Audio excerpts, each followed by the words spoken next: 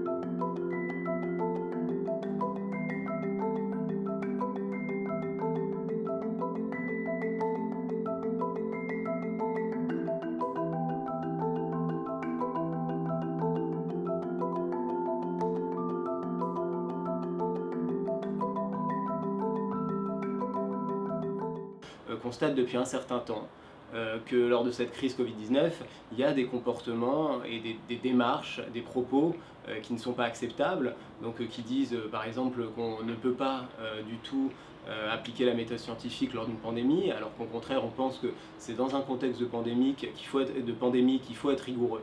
Puisque si on n'est pas d'autant plus rigoureux pendant la pandémie, on n'apporte jamais de bonnes réponses aux questions qu'on se pose, et on n'apporte jamais de réponses fiables et rigoureuses.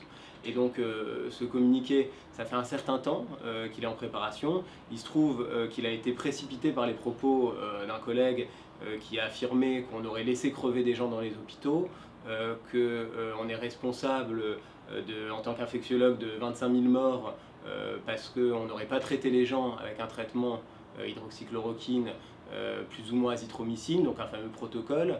Et donc ce communiqué, il sort avant tout pour dire actuellement, rien ne permet de penser que l'hydroxychloroquine est efficace, que ça soit en prévention après une infection, après un contact infectieux, que ça soit en traitement précoce de la maladie, que ça soit en traitement à l'hôpital de la maladie, ou que ça soit pour les formes sévères. Donc ce qu'on dit avant tout, c'est dans la situation actuelle, rien ne permet de penser que l'hydroxychloroquine marche. On a beaucoup d'arguments qui permettent de penser que l'hydroxychloroquine plus azithromycine sont toxiques. Et donc là, c'est les arguments scientifiques basés sur des articles qui sont français et internationaux, et donc il y a une masse d'articles et d'évidences qui vont dans le même sens, ça ne marche pas. Et là, quand les Anglais ont publié leur méthodologie pour Recovery, il y a le groupe des médecins internistes indiens qui a dit, écoutez, à Oxford, ils ont un problème parce qu'ils ne savent pas utiliser l'hydroxychloroquine, ils l'utilisent à 4 fois la dose, et c'est la dose toxique de 2,4 grammes par jour.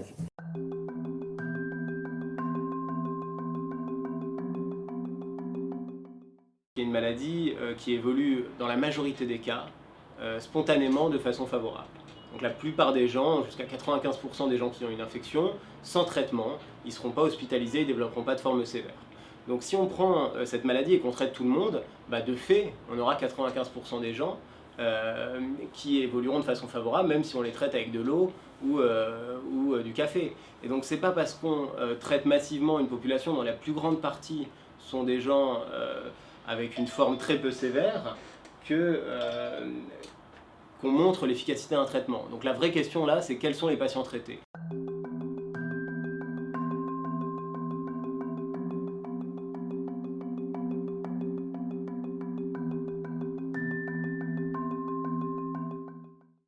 En communiquant très vite et de façon sans aucune mesure, en disant que l'hydroxychloroquine c'est un traitement spectaculaire, et que tout le monde devra en prendre, eh bien, ce qui s'est passé, c'est qu'obligatoirement, la recherche s'est mise à concentrer énormément de moyens sur ce traitement, l'hydroxychloroquine, et il se trouve qu'en fait, les arguments initiaux étaient extrêmement faibles. C'était une conviction, voire une croyance que ça marchait, mais sur la base d'arguments in vitro qui se révèlent extrêmement faibles. Et ce qu'on voit, c'est quand on regarde dans les cellules, sur les cellules L'hydroxychloroquine a un petit effet antiviral, mais cet effet, pour être reproduit chez l'homme, il faudrait des doses d'hydroxychloroquine qui sont énormes et incompatibles avec la vie humaine. On voit que les études chez l'animal qu'on a eues depuis, ça ne marche pas du tout. Et les essais cliniques dont on a les premiers résultats là, ça ne marche pas du tout. Donc il y a eu énormément de moyens qui ont été utilisés pour montrer que l'hydroxychloroquine, qui était un mauvais candidat, ne marche pas.